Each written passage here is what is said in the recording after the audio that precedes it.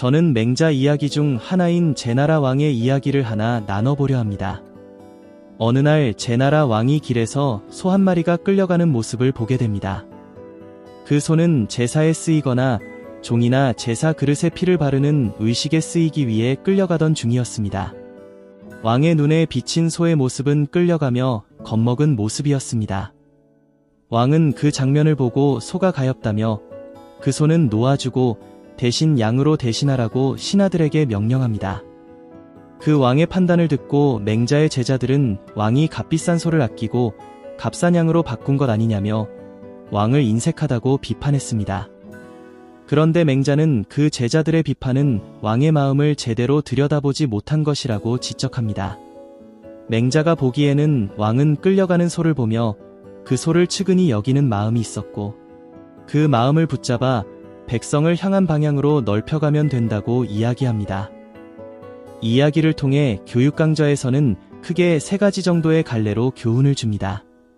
첫째는 작은 선한 감정이 큰 덕으로 확장될 수 있다는 교훈이고, 둘째는 지도자는 백성을 불쌍히 여길 줄 알아야 한다는 교훈이며, 마지막 셋째는 남의 선함을 비웃지 말고 그 마음을 살려야 한다는 교훈입니다. 저는 이 이야기를 통해 제가 느낀 다른 관점 한 가지를 이야기 나누려 합니다. 저는 이 이야기에서 지혜의 부재와 마음의 부재를 이야기해 보려 합니다. 지혜가 부족하면 때로는 한 번에 혹은 빠르게 곧장 옳은 방향으로 가지 못할 수도 있습니다. 가끔은 멀리 돌아가며 서투르게 보일 수도 있습니다. 어떤 사람들의 눈에는 그 모습이 현명하지 못하고 어리석어 보일 수도 있습니다. 그런데 저는 지혜의 부재를 크게 탓하지 않습니다. 지혜가 부족하더라도 마음이 옳은 방향을 향하고 있다면 그 사람은 더디더라도 결국 조금씩 그 옳은 길로 도달한다고 믿기 때문입니다. 오늘은 소에서 양으로 바꾸는 선택밖에 못했을지 몰라도 다음에는 양에서 더 작은 닭이나 비둘기로도 바뀔 수 있으며 더 나아가서는 그 의식 자체의 의미를 생각하고 폐지할 수도 있다고 봅니다. 결국 이러한 변화는 지혜로부터 오는 것이 아니라 측은히 여기는 마음에서부터 시작된다고 믿습니다. 단번에 다 가지 못할 수는 있어도 마음이 살아있으면 길은 느리게라도 앞으로 나아간다고 믿습니다. 반대로 마음의 부재는 다르다고 생각합니다. 지혜의 부재로 인해 느린 것이 아니라 측은히 보는 마음과 선한 마음이 없이 향하는 길은 때로는 빠르고 현명한 선택과 결정으로 보일 수 있지만 그 길은 문제의 해결을 위한 것일 뿐, 그 선택과 결과가 내가 궁핍한 상황과 환경에 놓이게 되면 아쉬움의 길이 되기 쉽다고 봅니다.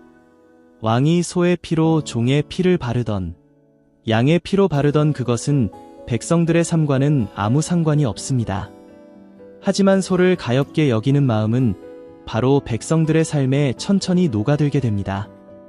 어쩌면 이야기를 통해서 지혜의 부재의 관점과 마음의 부재의 관점으로 들여다보게 된 것은 저의 변명이며 저의 방어적인 마음 때문일 수도 있겠다는 생각이 듭니다.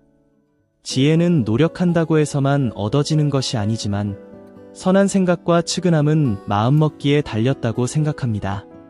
저는 제가 선한 사람이라고 이야기하는 것이 절대 아닙니다. 오히려 저는 지혜가 부족하다는 이야기를 하고 있습니다.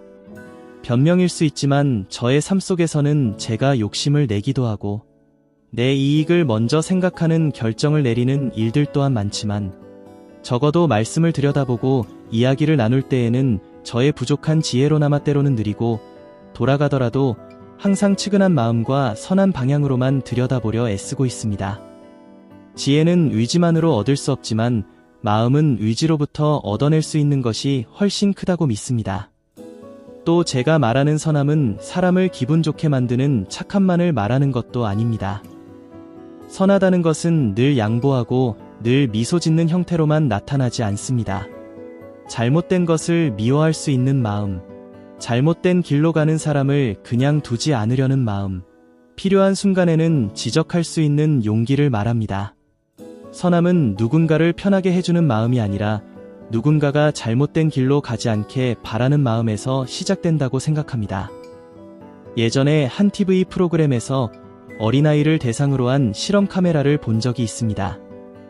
관찰 실험은 모르는 사람이 짐을 들어 달라거나 길을 알려달라며 다가올 때 아이는 부모가 가르쳐준 대로 행동할지 들여다보는 내용이었습니다. 제 눈에 비친 아이의 일상생활의 모습은 양보하고 남을 돕기를 좋아하는 모습이었습니다.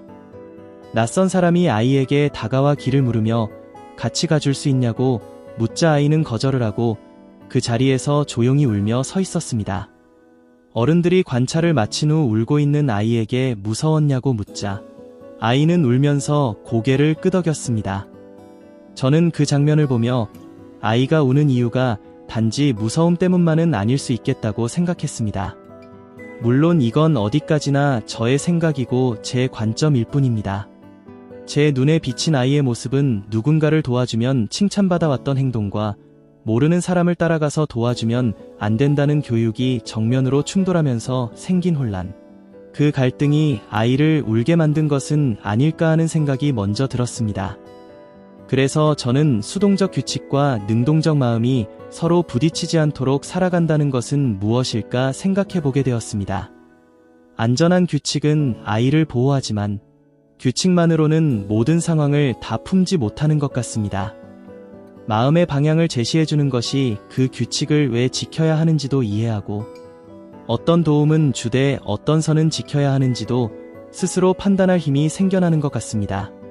그런데 착한 아이로 칭찬받는 경험이 강하게 쌓인 아이일수록 선함이 자기 마음에서 시작되기보다 칭찬을 얻는 방식으로 굳어지기 쉽다고도 느낍니다. 그때 선함은 점점 마음이 아니라 역할이 되고 역할이 되면 마음의 부재가 생기기 쉬워지는 것 같습니다. 저는 결국 그 아이의 울음이 선함의 갈등만이 아니라 주체성의 갈등일 수 있겠다고 생각했고 그래서 지혜의 부재보다 마음의 부재가 더 중요하다고 말하고 싶어졌습니다. 맹자의 제나라왕 이야기에서 시작해서 지혜의 부재는 더딜뿐 길을 향해 갈 수 있지만 마음의 부재는 그 자리에서 멈추게 된다는 생각. 그리고 선함은 착한 아이 컴플렉스에 빠지게 만드는 것이 아니라 잘못된 길을 막아 주려는 마음에서 시작된다고 생각합니다.